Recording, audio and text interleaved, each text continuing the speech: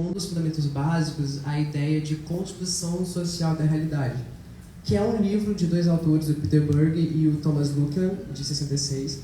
São dois sociólogos e esse livro ele também dialoga bastante com a psicologia e tal. E ele conversa sobre a ideia de como nós, indivíduos, todos nós, construímos as nossas próprias realidades. A gente faz isso através da nossa fé, através da nossa visão de mundo, através do nosso trabalho, do que a gente consome, de quem a gente é fã, das nossas ideias políticas. Todos nós fazemos isso. A questão é que, no filme da Olivia, a gente pôde acompanhar de perto o processo de uma pessoa que estava se radicalizando aos poucos. A gente acompanhou de perto o início dessa pessoa antes dela estar radicalizada. A gente podia conhecer um pouco da forma como ela via o mundo, da forma como ela via as pessoas diferentes dele, inclusive. E fomos acompanhando aos poucos, através de como ele ia se imergindo naquele mundo do alienado, daquele consumo daquele podcast, do Messias, a própria radicalização dele. O que diferencia a gente, a realidade que nós construímos por nós mesmos, né? Por exemplo, esses autores, eles trazem dois pontos sobre a forma como a gente cria essas realidades. Uma forma que a gente cria essas realidades é através do mundo físico, dos nossos sentidos físicos. Então, o que a gente encosta, o nosso tato, o nosso paladar, a gente está sentindo a realidade através dessa forma. E outra forma é a forma subjetiva, o que a gente sente. Como a gente vê as relações, como a gente vê a sociedade, como a gente vê as nossas ideias, como a gente se posiciona no mundo. E esses pontos são... O que eu quero enfatizar aqui é que nós criamos essas realidades para nós mesmos. Nós estamos imersos. Ninguém fica imune de estar criando as próprias realidades. O que diferencia a criação de uma realidade comum, assim, e da radicalização é a forma como a gente se vê dentro dessa realidade e como a gente vê a realidade dos outros. No filme Alienado, a gente conseguiu ver que ele privilegiava a realidade que ele enxergava e estava imerso em um discurso que negava outras formas de ver a vida, de ver a própria realidade. Era aquilo ali, ponto final. O discurso que o Messias, dentro do filme, trazia para dentro de quem o seguia era de que todos que diziam qualquer coisa ao contrário do que ele pensava estavam errados. Eram médicos, eram profissionais, enfim. Não bastava. O que bastava era a palavra do Messias e aquilo ali era o que importava. É justamente esse ponto que diferencia a gente quando a gente cria as nossas realidades paralelas ao nosso redor, nosso trabalho, nossa família, nossa fé, etc., da radicalização. A radicalização é o ponto em que a gente não consegue enxergar o outro, não consegue enxergar o valor no outro, nas realidades dos outros. Por isso que é importante que a gente pratique, conhecer os outros, conhecer outras realidades, ter acesso a outras culturas. Eu acho que é um pouquinho do que eu quis trazer nessa primeira pergunta.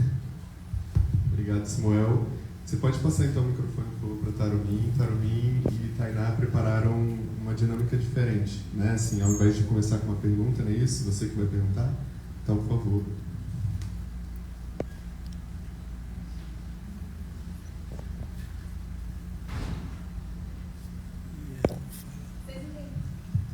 Alguém conseguiu entender o que eu falei? Eu vou fazer uma pergunta.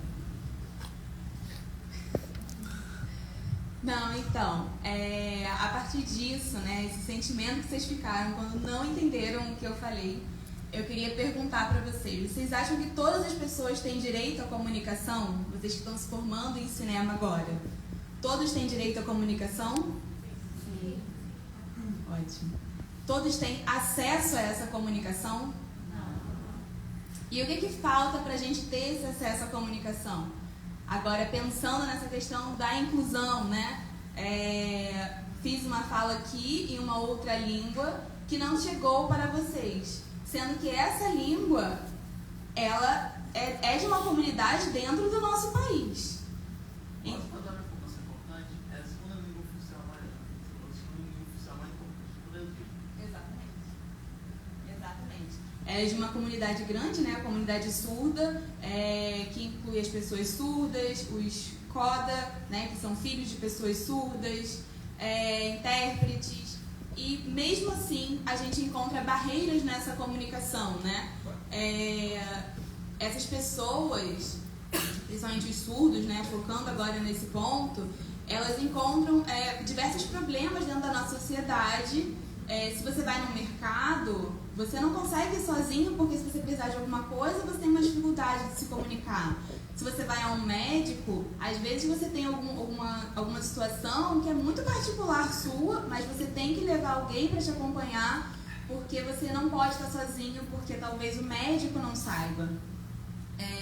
Isso em diversos cenários, né? A gente consegue perceber quantas situações a gente depende da nossa comunicação. Vocês que estão se formando em cinema principalmente sabem disso, né?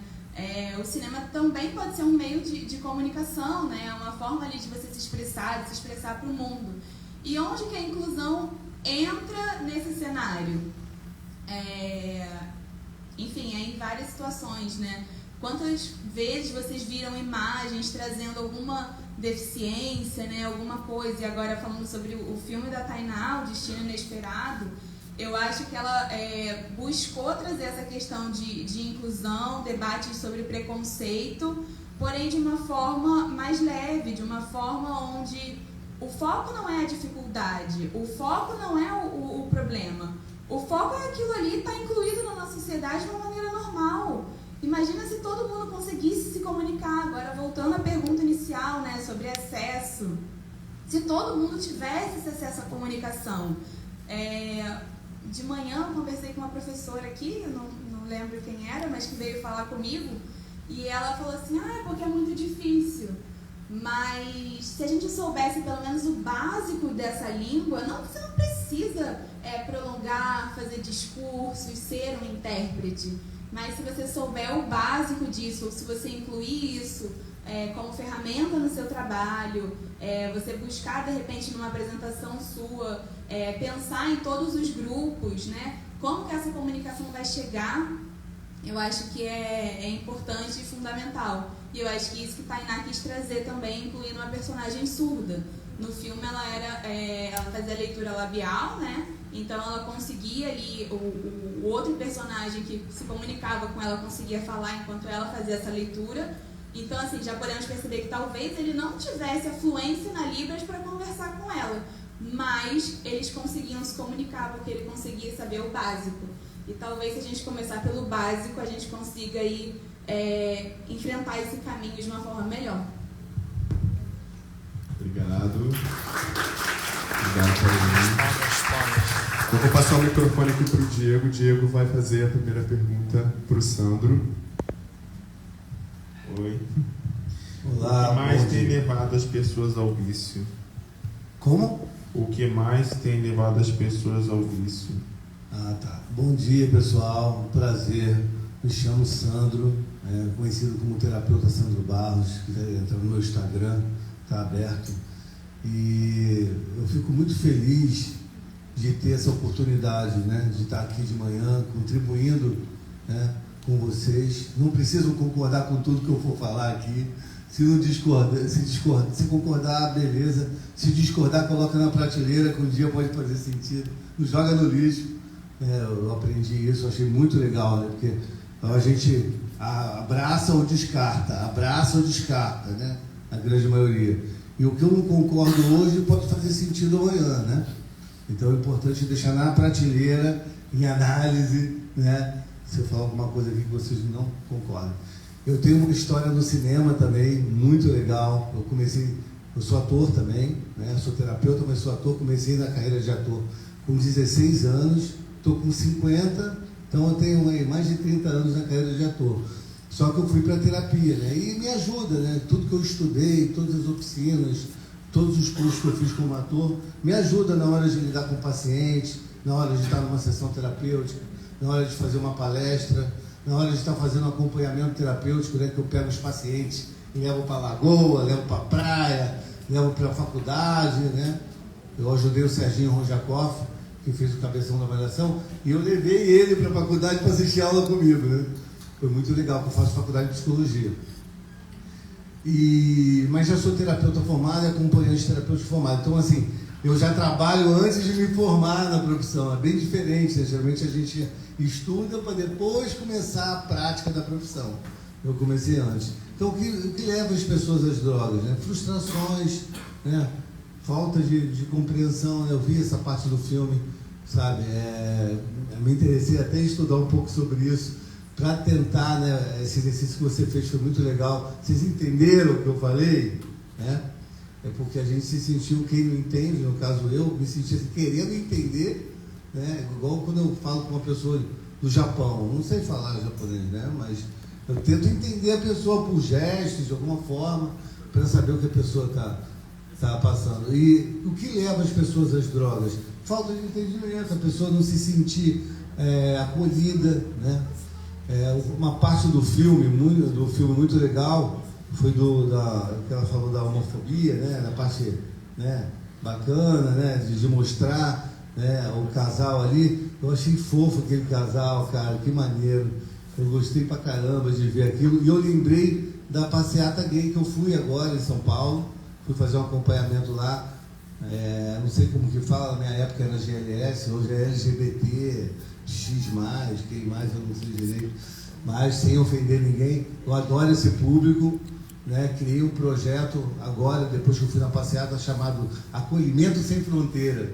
Então eu atendo pessoas trans, homossexuais, homens e mulheres de graça, todo domingo. Então se alguém, né, que está assistindo aí e quiser fazer terapia comigo, gratuitamente, né, todos os públicos, todas as classes sociais, todo domingo de 8 da manhã em diante. Mas muitos motivos levam a pessoa à droga. No meu caso, o que me levou às drogas, eu comecei nas drogas com 16 anos e vivi uma vida de doideira, assim, disfuncional, durante 20 anos. Dos 16, 17 até os 37, eu usei bastante droga, né? Eu comecei na bebida, e depois fui para maconha, e fui para todas as drogas, né?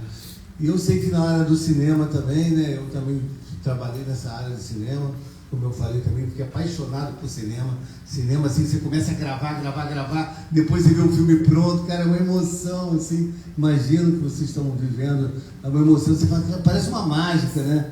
Por tudo que a gente foi feito. Mas eu me perdi nas drogas, nem todo mundo se perde, mas eu me perdi nas drogas, tive 3 overdoses, quase morri, né? Hoje, nem sabia que eu ia virar terapeuta, não foi, né, uma coisa combinada, não, vou usar, vou sair, vou me formar. Não, foi tudo acontecendo. E o que leva as pessoas à droga também ao sentimento de pertencimento, né?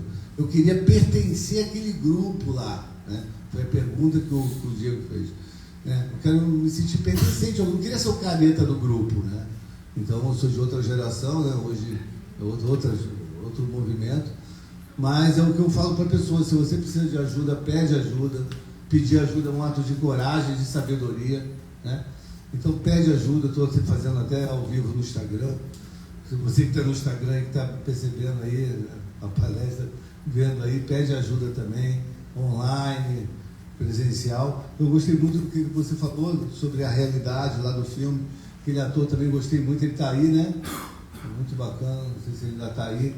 Gostei da atuação dele também, eu como ator também dei uma olhada nas atuações. E foi aquilo, né? A realidade é consequência do que a gente acredita. E ele acreditou muito naquilo, né? Tanto que ele se tornou né? Eu digo, cara, ele já fala, não, agora eu sou o cara que vai fazer aquilo que o outro estava fazendo. Então você vê o poder da crença, né? Então assim, quem vocês acreditam? Acreditam em vocês, né? Você está sendo quem nasceu para ser ou você está sendo o que dá para ser, né? Faz essa pergunta para vocês, né? Tô fazendo o que eu quero mesmo, tô no meu caminho. Por que eu acordei 5 da manhã e vim para cá? Pô, eu vim cantando no carro. Acordei 5 da manhã. Minha mãe, você tá bem? Eu falei, não, tô sóbrio, tô positivo, tô feliz, porque eu vim aqui para quê? Porque faz parte do meu propósito, levar a mensagem. Se uma pessoa como vocês pedir ajuda, ou chamar um amigo, um vizinho, cara, eu estou disponível para ajudar a resgatar essa vida. Nós temos 200 milhões de dependentes químicos no mundo, cada 10 famílias, 9 tem problemas de dependência química, álcool é droga, e ela, né, afeta toda a parte cognitiva, também, parte comportamental, as relações, né? Teve um filme que falou de amizade também, né? Das relações, teve um outro que falou ali, sabe, daquilo que nem tudo é o que parece, achando que o outro que era o problema, na verdade era o professor, que era o causador da morte da menina. Então, assim, eu percebi muito, eu anotei muitas coisas sobre cada filme, e eu acredito que é isso, né? O que leva as pessoas à droga é a frustração, é querer se sentir pertencente ao grupo, e eu estou disponível para ajudar. Obrigado, tá? Obrigado, Sandro.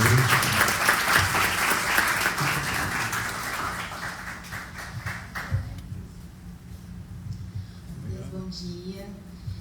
Você como psicólogo, por que você acha que é tão difícil para nós, seres humanos, encerrarmos ciclos e começar outros novos, sabe? Terminar alguma fase da nossa vida e começar a planejar algo novo? Por que é tão difícil fazer esse encerramento? Perfeito. Primeiramente, agradecer o convite, né? Estar com todos os membros aqui desse debate, né? O Sandro, conheço, que tem feito um belo trabalho com o Serginho, né? Tenho acompanhado de perto. E bem, vamos lá. Primeiramente, antes de falar sobre isso, essa pergunta em específico eu vou emendar com todos os 4 filmes ao mesmo tempo. Todos eles, de alguma forma, têm alguma interpretação enquanto há ciclos de certa forma. Você vê no primeiro, no Alienados, inclusive, quem foi o diretor do Alienados, do primeiro? Eu adorei. Assim, eu adorei. Por favor, inclusive a todos os 4, publiquem isso no YouTube. E quando puder, eu quero o link, porque foi ótimo, né? O Alienados, ele mostra se a gente perceber por ciclos, se a gente perceber por isso, e em psicologia a gente olha uma coisa sobre ciclos, né? Ciclos, eles são uma cerimônia. E nós, seres humanos, amamos uma cerimônia. Amamos mesmo. Eu dou um exemplo, ou alguns. Nasceu, você sai correndo para jogar água na cabeça da criança numa igreja. Você, faz sua despedida, faleceu. Coloca o corpo em volta a um monte de velas ali para ficar um tempão ali sendo visto. Vocês vão se formar, né? Daqui a pouco você vai ter uma cerimônia para receber um chapéuzinho e um bolo de papel toalha enfeitado. É o canudo. Vocês vão ter várias cerimônias e vários momentos desse durante a vida de vocês. Mas uma coisa que é importante, no primeiro filme, no primeiro curto, a gente escolhe as cerimônias que a gente quer passar. A gente acaba passando por um ritual que de fato, você quer. Mas, é claro, há influências do meio. O Messias, ótimo nome, inclusive, para um influenciador, que inclusive acaba sendo até caricato ao que a gente vê por aí, e há pacientes que eu vejo hoje, inclusive o ator brilhantemente, se eu pudesse até arriscar, teria até traços de personalidade narcisista. Eu não sei se essa é a inspiração, mas foi ótimo, já mostrando isso nesse primeiro filme. Já no segundo tem um ciclo muito importante de um dos protagonistas, né, o que eu sou péssimo por nomes, né, mas teve o rapaz que tinha as unhas pintadas e tinha o outro. Qual era o outro? O nome do outro? Igor. Isso, obrigado pela lembrança. E também é a cerimônia de uma descoberta que muitas vezes perpassa por dor. É doloroso, dói, né? O que? Ele teve que passar por um verdadeiro rito de sofrimento, de passagem, de acolher seus fantasmas, ou até mesmo coisas que se acredita que ele deveria ser, as crenças, né, as verdadeiras crenças.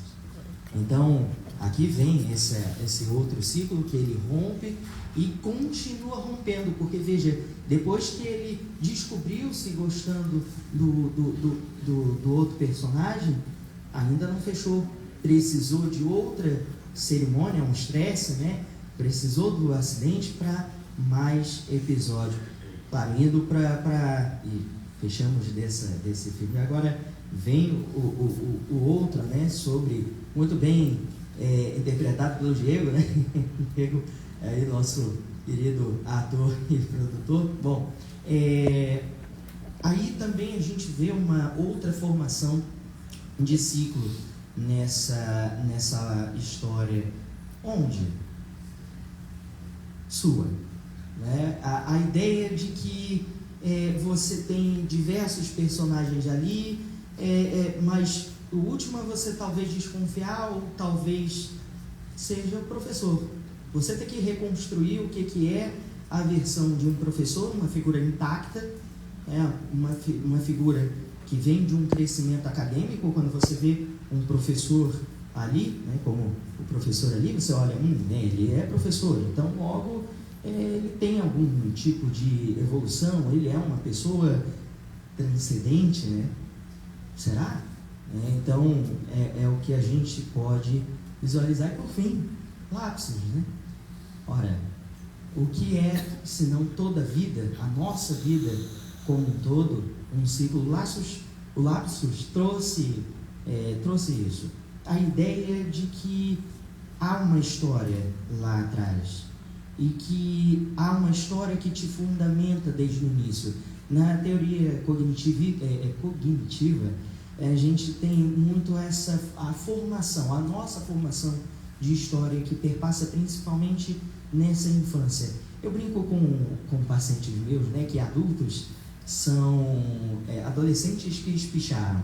A gente nunca deixa nossos pontos que estão lá atrás, a gente deixa os mesmos como indagações ou formações para todo o resto, toda a nossa vida.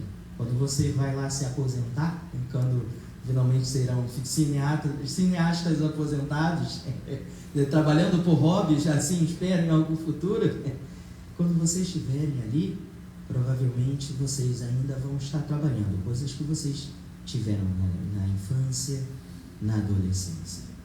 E às vezes esse fechamento, e aí agora respondendo a pergunta, né, qual a dificuldade de fechar esses ciclos?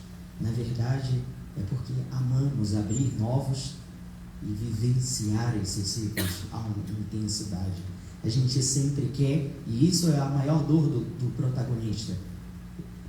Ele não conseguiu, talvez ele pudesse aproveitar mais. Né? Aquela barra de chocolate que acabou, está acabando. Mas, poxa, eu queria comer mais daquilo. Eu queria experimentar, porque isso era bom. E isso é a coisa interessante. Então, daí a resposta de tudo. É isso. Obrigado. A gente tem uma próxima pergunta para o Samuel.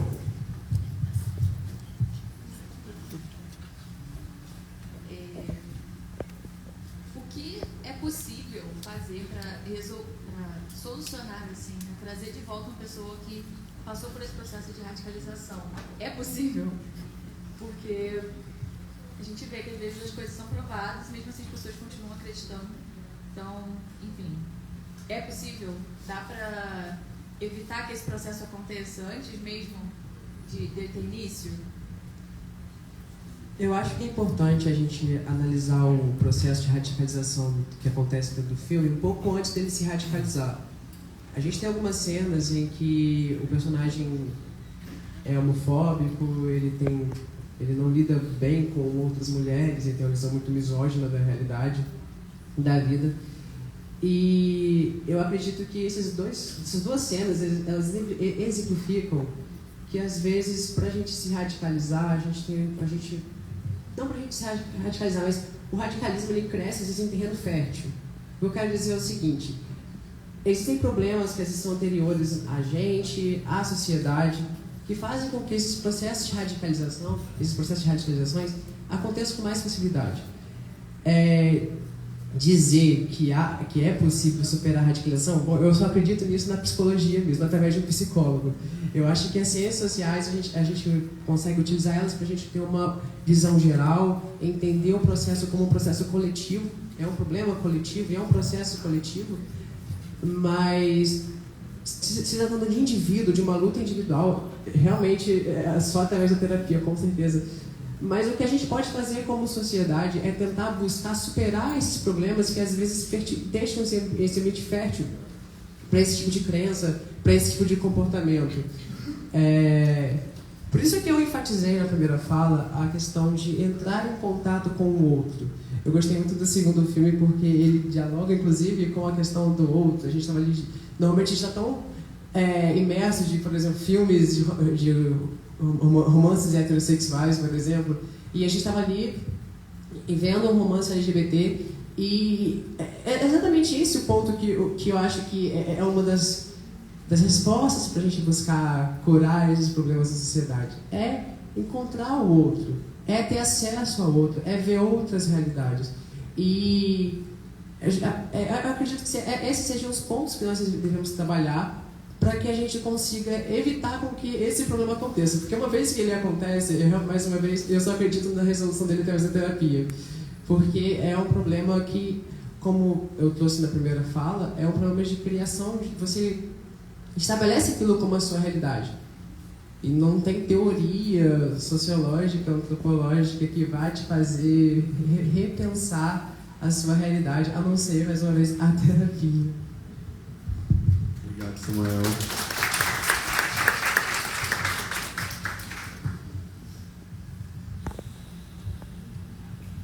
Na verdade, eu quero fazer uma pergunta para o Samuel.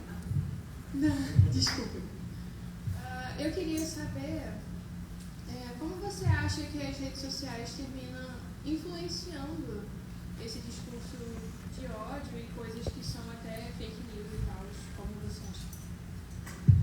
Eu gostei muito que no filme da Olivia, o Alienado, esse processo das redes sociais está bem presente. Você vê ali ele pesquisando no YouTube, você vê ele se inscrevendo, você vê também um certo processo de marketing digital, porque tem venda de curso. Então, você vê que a internet está ali presente dentro desse processo. E, mais uma vez, quando eu falei de criação de realidade, a gente precisa enxergar os meios de comunicação, e hoje, principalmente a internet, como um meio de enxergar a realidade. A gente consegue ter uma ideia da nossa realidade, ao que está ao nosso redor, mas o que está distante é só através dos meios de comunicação e da internet.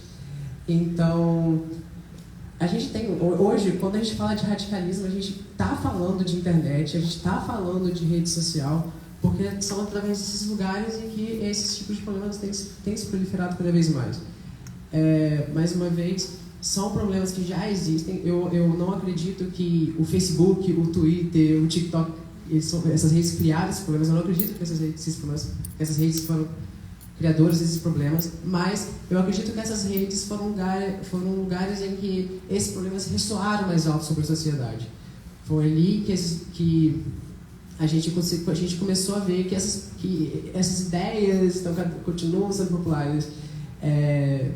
Eu estava conversando sobre isso ontem, antes de estar aqui, e um exemplo que a gente pode trazer hoje em dia é o racismo. O racismo é um problema que sempre existiu no Brasil há centenas de anos. Antes da internet ele já existia, mas com a internet a gente tem visto um discurso racista cada vez mais presente. Não quer dizer que ele não existia antes, quer dizer que agora tem um palco para isso. Então, se a gente quer pensar em superar esse radicalismo, superar esse tipo de discurso, a gente tem que pensar também em como fazer com que as redes, como fazer com que a internet se torne um lugar mais seguro para as pessoas, para todo mundo. É preciso discutir regulamentação, é preciso discutir como essas empresas podem atuar, é preciso discutir o que é liberdade de expressão. Todas essas questões estão interligadas e a gente só vai conseguir começar a pensar como superar esse problema quando a gente conseguir também pensar em como tornar as redes sociais um lugar para todo mundo de verdade.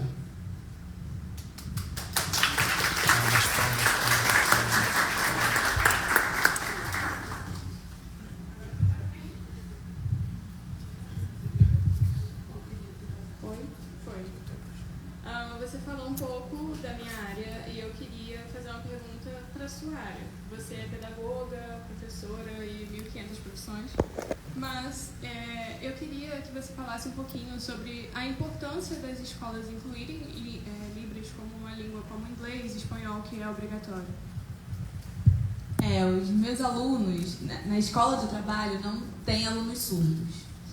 E aí são todos ouvintes, e aí uma vez um aluno me perguntou: para que a gente está estudando Libras se a gente nem tem ninguém surdo aqui na escola? E aí eu comecei a perguntar para ele: mas a sua vida, o que você faz? Vai ser só aqui na escola? Vai ficar só aqui na escola? Você acha que você não vai esbarrar em ninguém lá fora? E lá fora, quem você quer ser? Você quer ser uma pessoa que vai incluir o outro?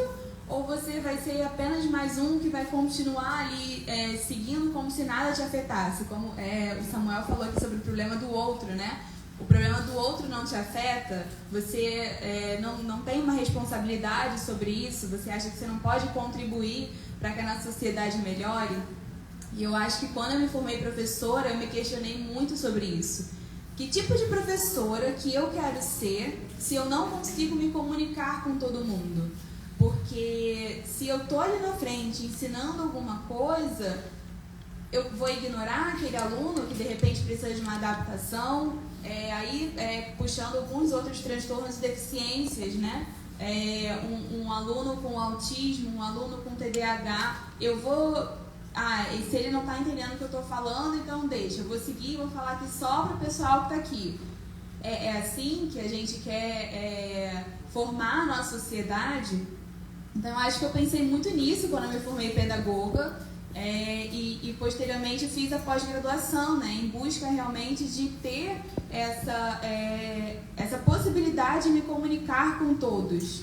Então, eu acho que se a gente pensasse não só nas pessoas que hoje a gente convive, mas que a gente pensasse que a gente talvez esteja num espaço onde a gente pode contribuir positivamente, e aí eu não estou falando também só de ajuda, né? Porque às vezes a gente pensa só numa questão de, eu vou ajudar o outro.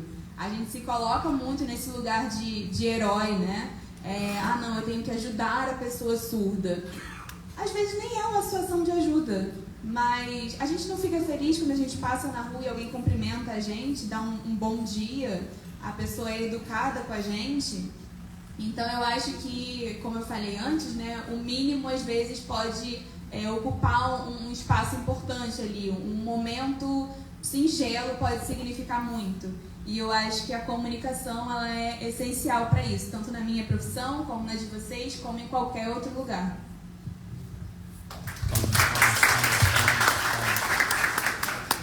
Vou passar. Tem uma pergunta aqui também, depois eu passo o microfone para ele, tá bom? Lília. Sandro, é um pensamento, uma proposta de reflexão quando você falou que o que leva, né, as pessoas a usarem drogas. Mas como é que a gente, como sociedade, a gente está evitando ou trabalhando essa questão da radicalização, porque essa falta de pertencimento a um grupo, a se sentir parte de alguma coisa, como é que a gente, como sociedade, tá levando a isso e não está encontrando caminhos, né? Como é que a gente trabalha isso para a gente reverter isso? Porque parece que é um processo crítico, cada vez maior. A gente sai no trânsito, tá todo mundo querendo que seja a sua vez, nunca enxerga o outro, e a gente faz lindos discursos, mas na prática a gente tem atitudes vergonhosas de brigar com uma pessoa numa fila. Enfim, é isso. Como é que a gente, como sociedade, está trabalhando isso? Ou existe caminho? Obrigado. Ótima pergunta, né? É o que a gente anda fazendo, né? Você que também é da psicologia, a terapia, como nosso amigo ali citou, é um caminho assim, muito importante, porque na terapia a gente se vê, né? Então, quando a gente olha para dentro, a gente desperta. E o cinema ajuda muito nisso. Eu queria falar sobre isso porque eu peguei um caso clínico e aí eu sou acompanhante terapêutico também. Então, eu fui na casa da pessoa. A casa da pessoa virou um consultório, né? E eu queria falar algumas coisas para a pessoa, mas eu senti que não era a hora de falar. porque emocionalmente a pessoa não estava preparada para isso naquele momento. Então eu, como terapeuta, eu fiz essa leitura. Aí eu falei, como que eu faço para passar essa informação de outra forma? Eu recorri ao cinema. Eu coloquei o filme 28 dias e a pessoa viu no filme e falou, me vi no filme. Então olha o poder do cinema, né? Vocês, né, estão aqui, estão estudando, estão se formando. Então, assim, esses filmes que eu vim aqui me tocou, me levaram para lugares distantes, até na época que eu tinha 16 anos, hoje eu estou com 50. Então, assim, o filme, ele tem esse poder, né? De levar você para reflexão, de levar você para lugares onde até então você há tempo que não visitava. E a comunicação é muito importante, como a nossa amiga aqui falou, e a comunicação influencia, né? Nós somos seres que influenciam um ao outro. Eu estou aqui influenciando, não só na internet, mas vocês.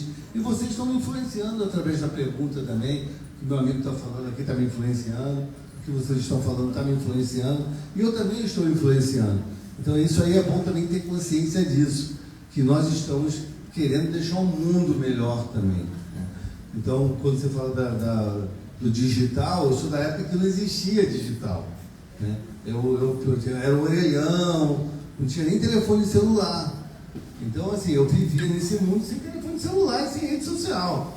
E hoje eu estou vendo isso. Então, tem um lado bom, né? Eu atendo uma pessoa lá no Japão, online, né? Tem um lado bacana, tem um lado que às vezes eu faço um vídeo e a pessoa fala assim, cara, só em ver seu vídeo, eu larguei as drogas, eu larguei o álcool. Pô, você mudou minha família, mora aqui em Portugal, meu marido mudou, porque depois que eu mudei que ele mudou. Antes eu achava que era só ele que tinha que mudar, mas quando eu mudei primeiro, ele mudou. Então nós devemos ser a mudança que a gente quer ver, né? Então assim, a gente precisa olhar mais pra gente, autoconhecimento, e mudar a gente também. A gente está exigindo muito, eu estou vendo uma sociedade muito exigente, sabe? Eu estou falando, né, a pessoa se exige, a sociedade exige, é muita exigência e ninguém dá conta. E aí vem a frustração, aí vem o que a amiga falou da sociedade, né? Como lidar com isso, né? Eu aprendi na faculdade a diferença de emoção e sentimento. Muito bacana. A emoção é algo repentino, o sentimento é construído. Então, se você está num trânsito e leva uma fechada e xinga a pessoa, ali foi uma emoção. Mas se você ficar pensando o tempo todo naquela batida, virou um sentimento. Então, você vê hoje no trânsito, se a pessoa te dá uma fechada, sempre pede desculpa para ela. Foi ela que errou, não foi você. Mas se você entra numa de debochar da cara dela, ela tira uma arma e aponta na sua cabeça. Então, hoje a gente está numa sociedade bem desafiadora, né? A saúde mental é a bola da vez. Depois da pandemia, você sabe que, né, todo mundo aqui passou pela pandemia, sabe o quanto agravou o problema de saúde mental, o quanto ficou em evidência. Hoje as empresas têm departamento de saúde mental. Eu fui fazer uma palestra agora na SEDAI, né, que cuida da saúde mental dos funcionários. Então eu falei com o presidente, com o diretor e com aqueles caras que vão lá trocar o cano. Aí eu falei para eles assim, vocês levam água para as famílias, vocês levam água para casa, é vocês que colocam a mão no cano e faz a água entrar, faz a pessoa que precisa tomar banho, precisa fazer comida, né? É muito importante, a água é vida. Então eles se sentiram ali importantes naquele momento, e muitas vezes eles se acham, né, insignificantes, mas a função deles é muito importante. Então, assim, na época da pandemia, eu ligava para 5 pessoas da minha agenda por dia. Falava assim, oi, tudo bem? Estou te ligando para saber como você está. Resolvi fazer isso, era uma forma de eu ajudar as pessoas e me ajudar. Porque eu também estava enlouquecendo na pandemia, trancado dentro de casa, como o mundo inteiro. Falei, cara, como que eu vou sair dessa possível depressão, dessa possível frustração e ajudar as pessoas ao mesmo tempo? Então é isso. Quando a gente transforma, a gente é transformado. Por que eu vou debaixo do viaduto resgatar as pessoas e levar para o abrigo? As pessoas morando na rua. É de chorar, gente. É de chorar. Pessoas sem comida, sem dinheiro, sem roupa, fedendo. Eu sento no chão com elas e coloco elas no meu carro e levo para um abrigo. Porque quando eu estou fazendo isso, eu estou me tratando também. Eu estou me mantendo sóbrio. Eu hoje ajudo a pessoa. Hoje o meu foco, né, minha missão de vida é ajudar a pessoa a encontrar alegria na sobriedade. É possível viver tudo bebendo água, não bebendo álcool, não usando droga nenhuma. É isso que eu quero passar. Não precisa ser escravo e refém do consumo. Eu vivi 20 anos no consumo. Então, para tudo eu tive que consumir. Lógico, de usuário, eu viria abusador, haveria dependente químico, que é progressivo. Mas quando eu fumei meu primeiro baseado, tomei meu primeiro gole de cerveja, eu achei que eu estava no comando, né? E a conta chega. Então, usar droga é pagar para sofrer com a ilusão de ser feliz. Essa frase eu falo direto. A cocaína destrói o império, a maconha não te deixa construir um. Pelo menos comigo, eu falo de mim, né? Porque me deu muita preguiça mental, fumava muito e foi aumentando. E a sociedade está muito assim, enraizada nisso, né? Você vê o álcool. Por que eu falo que o álcool é o chefe da quadrilha? Você vê propaganda de álcool, né? E você sabe que o filme também influencia negativo, como influencia positivo. Se eu na época que eu fumava cigarro, eu sentava para ver um filme, o cara acendia o cigarro, eu acendia logo depois. Eu vejo o cara fumando, bebendo, eu já queria beber. Olha o poder do cinema. E o cinema, ele influencia, às vezes, a pessoa nem percebe. É uma coisa assim, sabe? Bem... Tem gente que fala, pô, estou sendo influenciado por essa cena. Mas tem gente que fala assim, me deu uma vontade de beber, mas 2 minutos atrás eu vi uma cena do cara bebendo. Então, assim, é um poder muito grande e a sociedade realmente está refém. O caminho, que é o que me perguntaram, né? Que acaba vindo outros assuntos que vêm junto com a pergunta. O caminho é fazer terapia, pessoal. Faz terapia, igual eu faço terapia também. Eu chego para a minha terapeuta e falo assim, o que eu preciso saber que eu não sei e você sabe? De repente você está vendo alguma coisa em mim que eu não estou vendo. O nariz da gente a gente não consegue enxergar, mas está tão próximo, né? Então, assim, o óbvio precisa ser dito também. O simples é a coisa mais desafiadora de fazer. Porque simples não quer dizer que é fácil.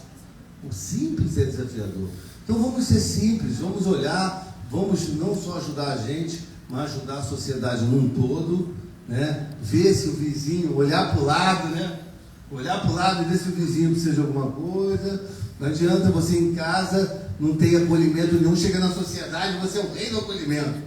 É o que perguntaram, né? Por que a pessoa ela age de um jeito dependendo da situação, e em casa é um terror, chega na faculdade é uma gente boa, mas por que não é em casa, né? Então, assim, é se perceber mesmo. Eu estou todo dia, estou com 50 anos, desde os 16, aí vivendo assim, né? De uma forma assim muito influenciável, a sociedade mudando, até hoje eu tento me ver, falo, caramba, eu preciso ajustar isso aqui, isso aqui eu estou muito exagerado. Poxa, qual é a minha fraqueza? Qual é a minha competência? O que eu sou bom? Né? O que eu tenho dificuldade? Né? O que me incomoda? O que me incomoda, assim?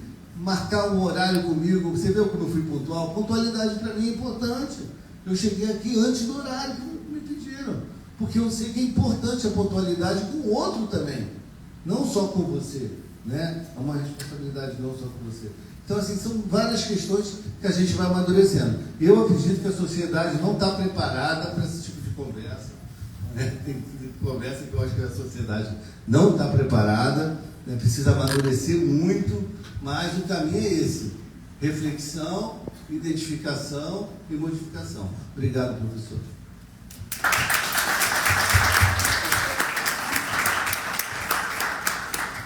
Oi, gente, peraí. Estão me vendo aqui? Tudo bem? Eu vou fazer a pergunta para Giovana, isso? Tarumi. Tudo bem? Tarumi, você é do aluno de jornalismo, o Vinícius Valente, que é da inclusão e tem deficiência intelectual e motora, tem uma paralisia cerebral leve. E vou te fazer uma pergunta que eu quero especializar na área de inclusão, educação inclusiva. O que falta no processo de educacional, vamos pegar do ensino fundamental até o ensino superior, a questão talvez da falta de planejamento da educação dentro das ciências educacionais, seja universidades e escolas. Talvez falta isso, e segundo isso, desse planejamento, que falta, eu acho, para a pessoa entender, de como ter uma equipe multidisciplinar fora dentro da inclusão. Por que estamos falando isso? Que ainda falta talvez essa questão de ter uma equipe para entender e passar tanta informação para o professor, que você é pedagoga, e quanto para o docente entender que isso é necessário para ter essa inclusão. O deficiente, seja surdo, intelectual ou físico, ele é invisível no meio numa sociedade e meio numa universidade onde você quer crescer, chegar onde você quer chegar, que é, como diz o Bruno Henrique do Flamengo, desculpe, chegar em outro patamar, vamos dizer assim. E aí eu te pergunto o seguinte: o que falta para ter esse planejamento como pedagoga e outra, ainda mais, de ter a compreensão de que também trabalhar não só com os professores, mas com os alunos também para dar um planejamento de acolher esse aluno que também precisa ter esse acesso de ambos os lados para ter essa sensibilidade.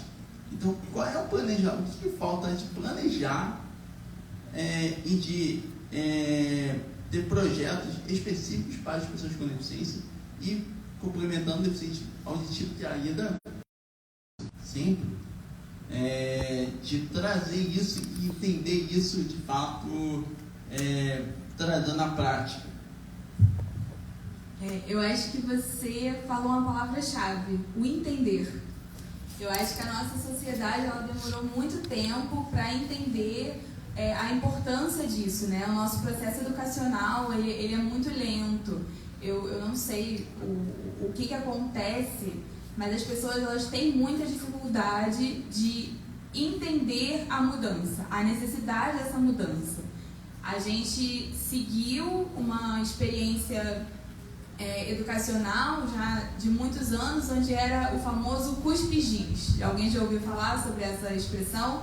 Era simplesmente o professor, como detentor de todo o conhecimento, ele chega no quadro e ele vai apenas escrever ali, ele vai ter uma comunicação mínima, um acesso mínimo às outras pessoas que estão ali apenas como ouvintes, não existia uma troca direta.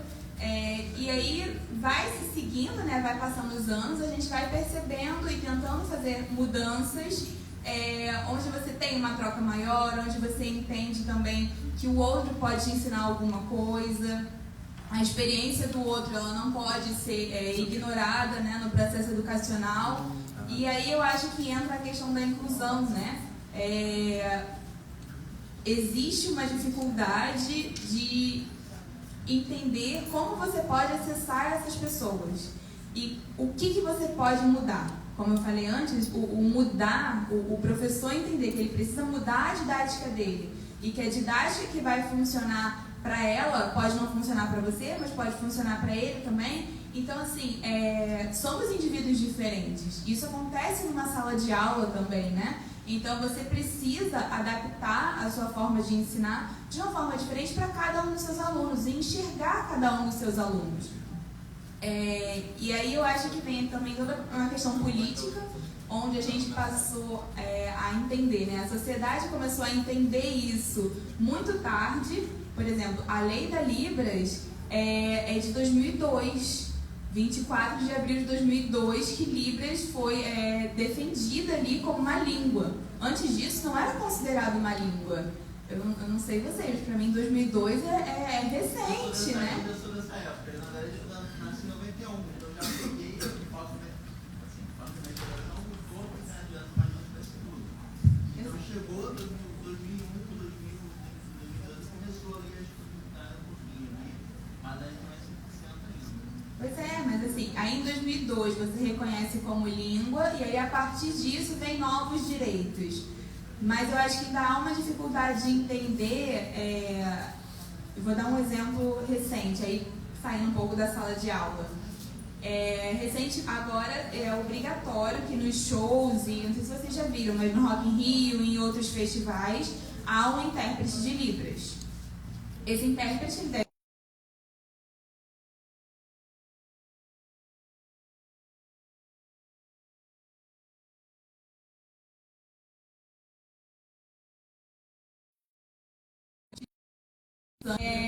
Enfim, assim, não estava cumprindo o seu papel ali, ninguém conseguia vê-lo, né, de fato. E aí, a lei estava sendo cumprida? Tava, tinha um intérprete. Mas era acessível? Não. Então, assim, existe uma diferença entre você ter a lei e você cumprir essa lei e você, de fato, dar essa acessibilidade, né? Então, eu acho que isso também acontece em sala de aula. A partir dessa lei de 2002, vieram outras leis, mas nessa, principalmente, fala que todos os cursos de licenciatura e fonoaudiologia é obrigatório o ensino da Libras. Eu tive Libras na universidade. Eu tive uma matéria em um período. Eu tive uma matéria de Libras e uma matéria de educação inclusiva.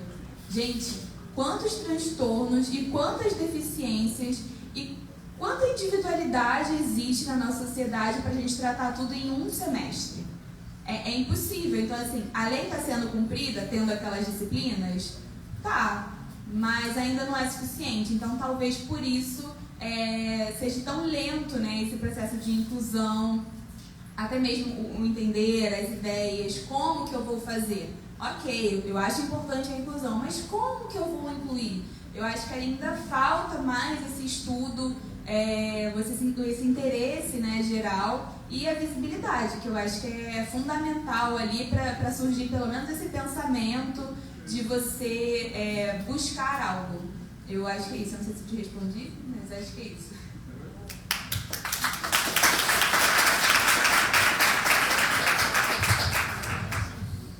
Eu queria fazer uma pergunta para o Matheus sobre o filme, né, o Lápis e tal, que foi um filme que, tipo, logo de cara, a temática, assim, o assunto que aborda já é um negócio que me pega um pouco, já é uma coisa que me chama a atenção, principalmente porque, tipo, é uma coisa muito identificável, principalmente para mim em específico, que já sofri muito com esse negócio de fim de ciclo, começo de novos, seguir em frente e tal, principalmente na pandemia, né, que o fim da pandemia foi um fechamento de ciclo muito grande para mim, que para mim eu perdi muita coisa e seguir em frente e fazer, né, começar de novo, seguir em frente, fazer coisas novas foi muito difícil. E eu só queria saber qual que é a sua visão sobre como você tem essa mentalidade de olhar para o passado de forma nostálgica e fazer uma comparação muitas vezes injusta quanto à realidade atual, pode afetar a sua cabeça mesmo, porque a mente humana é muito complexa, né? Como essa mentalidade de comparação com tempos bons do passado, na sua visão, pode afetar o seu presente, de como você forma relações, forma laços, como você vê o mundo e passa por causa disso, ter essa dificuldade de seguir em frente e tal. Eu queria saber sua visão sobre isso. Perfeito, obrigado pela pergunta aí. Bom, começando a comentar, né? Irreversíveis à pandemia, né? Depois da pandemia, tudo realmente mudou, a construção humana mudou, até algumas regrinhas que a gente tinha de conceitos, até o conceito de psicoterapia, de saúde mental, dessas coisas também mudou em um episódio, obviamente, marcante. E aí a gente, agora, acho que a gente vai ter que mudar o calendário, né, de Cristo depois de Cristo, agora a gente vai ter que mudar para antes e pós-pandemia, porque realmente muita coisa mudou, e até mesmo a questão nostálgica, que é um fenômeno que eu acabo vendo até curiosamente. A nostalgia do antes da pandemia é diferente do qualquer tipo de nostalgia em episódios posteriores à pandemia.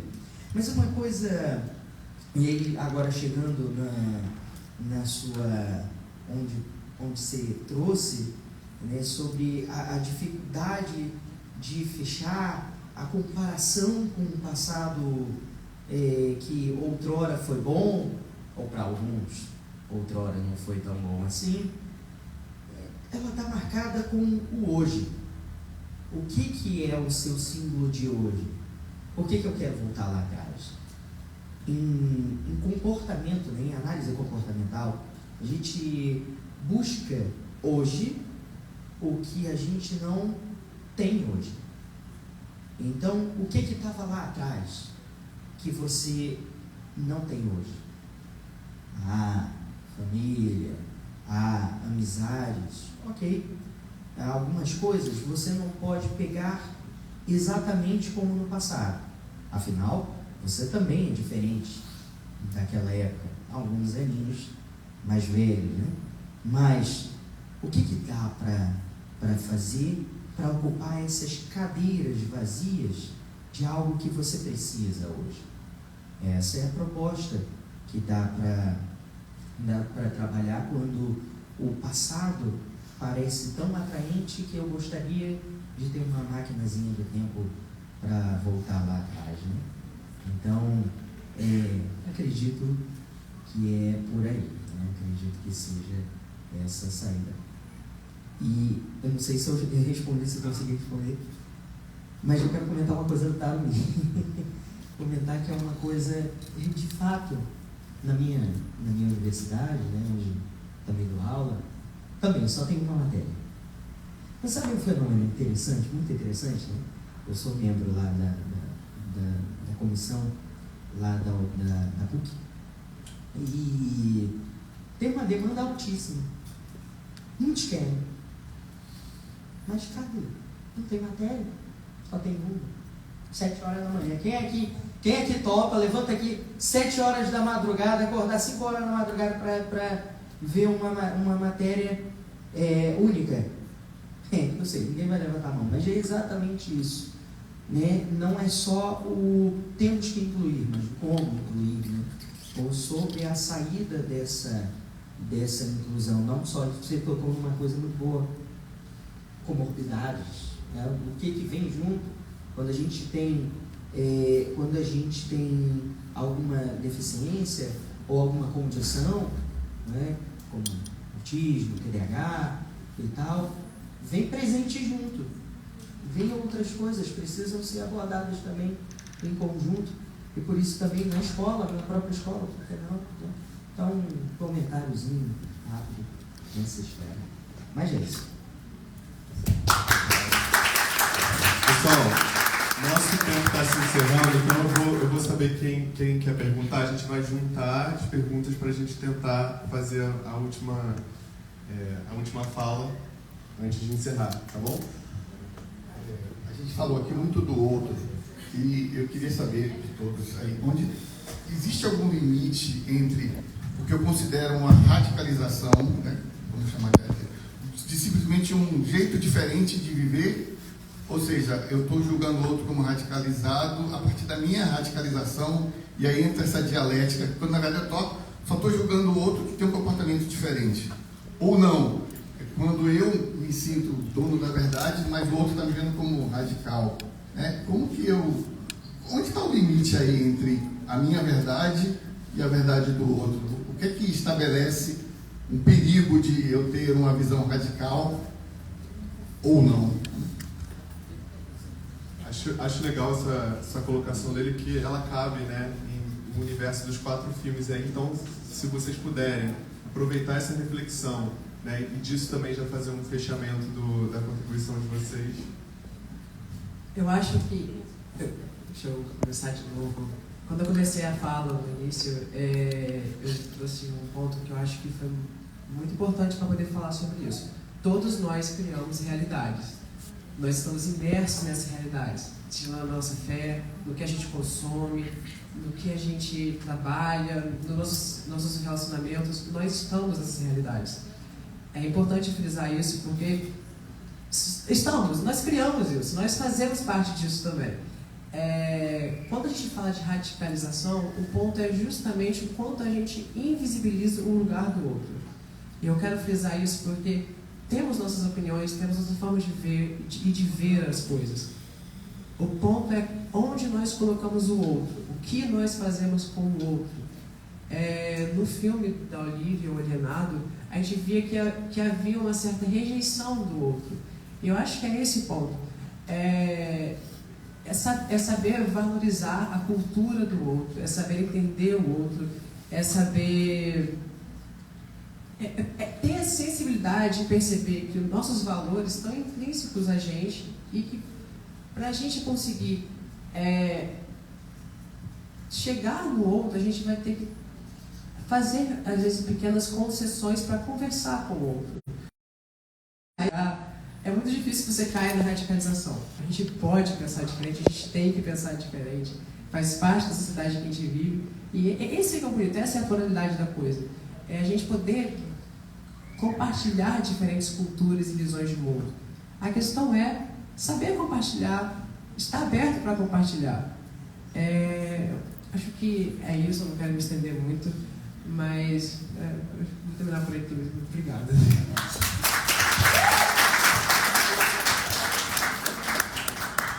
Eu acho que, só complementando o que você falou, né, eu acho que a questão também de você ter respeito pela individualidade. Não é porque o outro é diferente do que eu sou que a verdade do outro ela não existe ou ela não é uma verdade.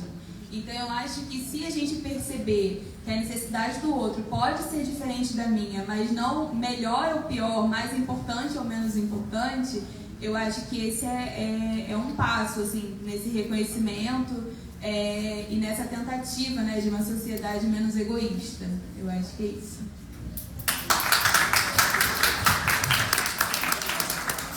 Eu adorei a sua pergunta, porque cada um tem a sua individualidade, tem a sua subjetividade, e respeitar isso hoje está desafiador. Né?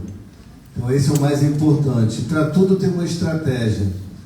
Então, quando eu tenho uma estratégia para resgatar alguém, e são várias, e depende muito do ambiente, eu uso o tom de voz certo, eu uso a palavra certa, é aquele ator que não pode errar a fala, né? Então, eu preciso ser cirúrgico nessa hora do resgate. E o que falta? Acolhimento. Essa é a palavra, acolhimento. Mas acolhimento na prática mesmo, né?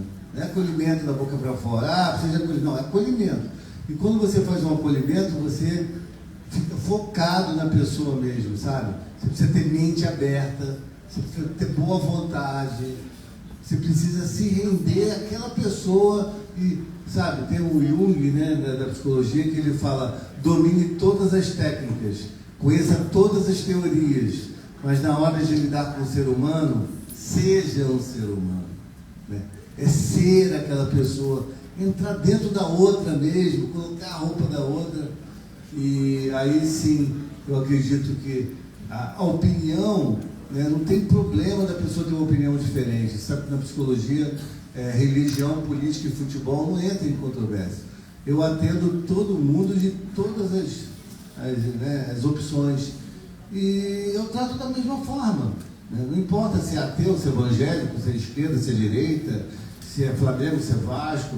Não importa, entendeu? O que importa é o que ele está trazendo para mim ali. Aquela demanda dele, as questões emocionais dele, os vínculos afetivos que ele tem.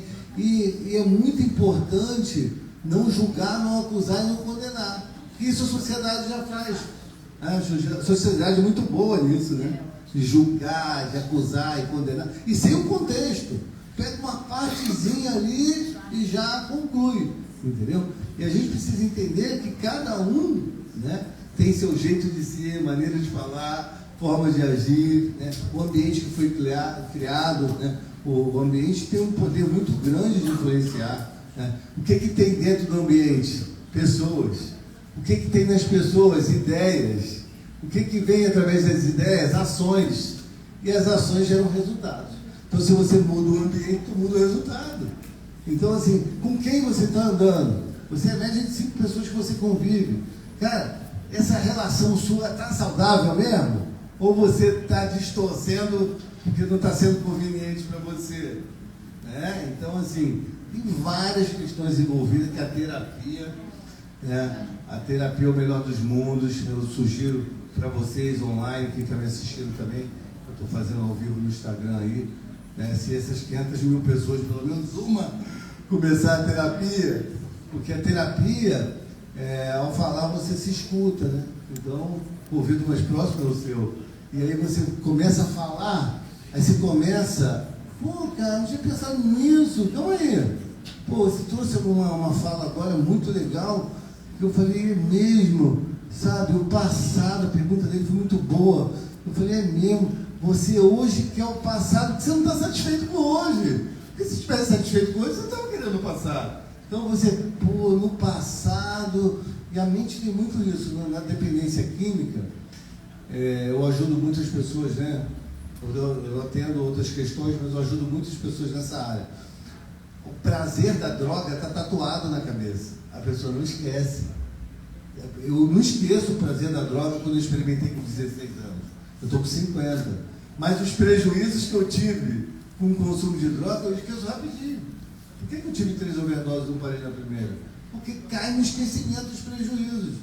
Você pode pegar qualquer um aqui, pega um prejuízo na vida, você tem que fazer uma força para lembrar, porque eles vão caindo no esquecimento. Por isso que tem os grupos de ANA. Para quê? Lembrar aquilo que você fez. Fala, caramba, eu já bati o carro, eu quase atropelei uma pessoa, né? Eu quase perdi a perna, eu fiz outros sofrerem, né? Que a família, que a codependência, minha família sofre muito. A família é como se fosse arrancar um dente sem anestesia.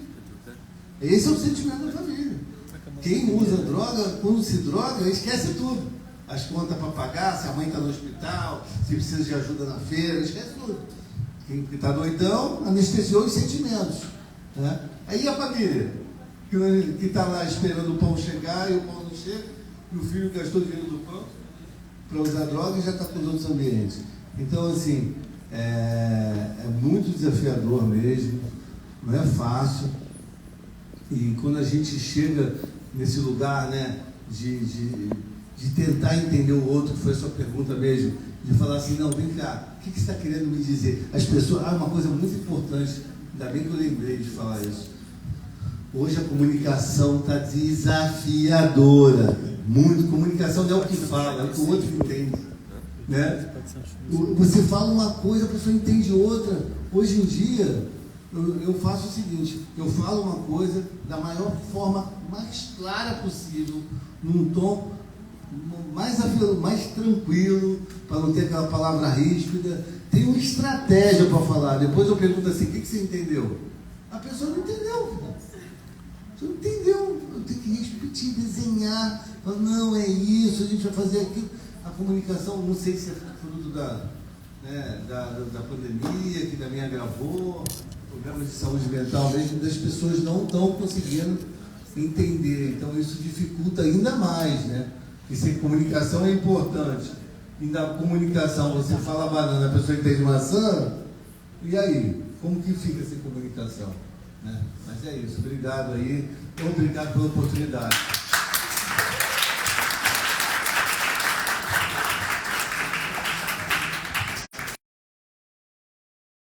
Bom, sobre... Vamos lá, Carlos, vamos ficar uma pergunta. Quando a gente já tem até falado um bocadinho sobre isso, né? Completem a frase. Contra fatos. E quando não tem fatos, fica o argumento. E quando não tem o argumento, cabe xingamento mesmo. É o que você vê isso na propaganda política, né? Que trabalha na assessoria da rede de sustentabilidade. No final você vê lá a propaganda, porque fulano de tal é ruim, fulano de tal é desse jeito, fulano é daquele jeito. Então cabe, na verdade, não só separar, e aqui, né, faz cor ao que eles falaram sobre até onde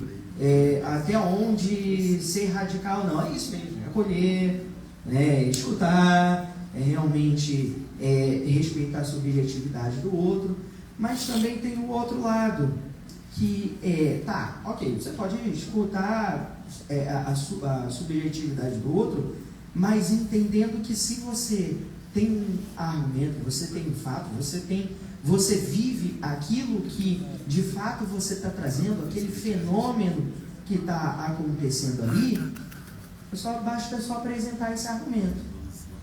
O outro pode aceitar ou refutar, mas se o outro não tem contra-argumento, aquilo que eu falo, né, todo argumento tem que se sustentar, o que acaba acontecendo no final?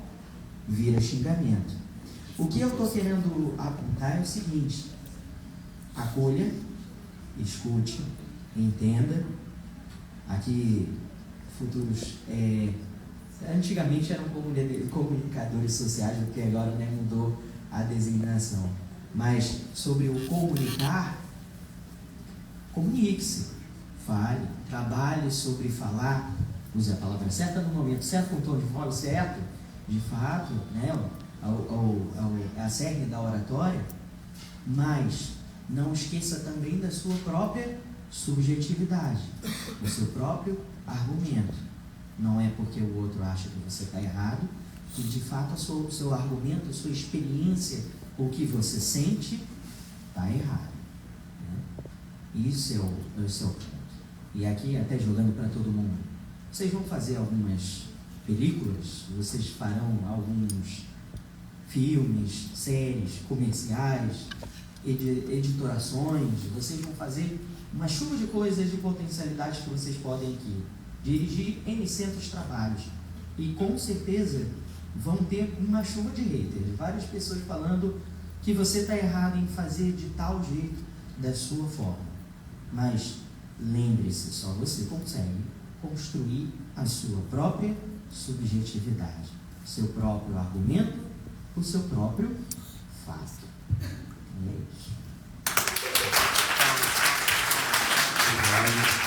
Pessoal, a gente vai encerrar o nosso encontro de hoje. Deixa eu só dar um recado importante. Então, por